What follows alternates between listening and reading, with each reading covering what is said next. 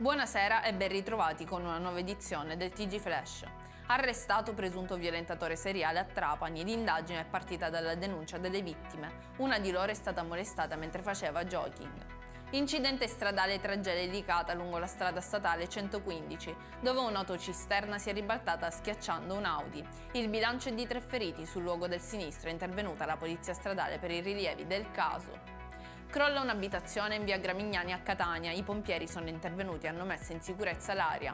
Non è stata rilevata la presenza di soggetti all'interno dell'edificio.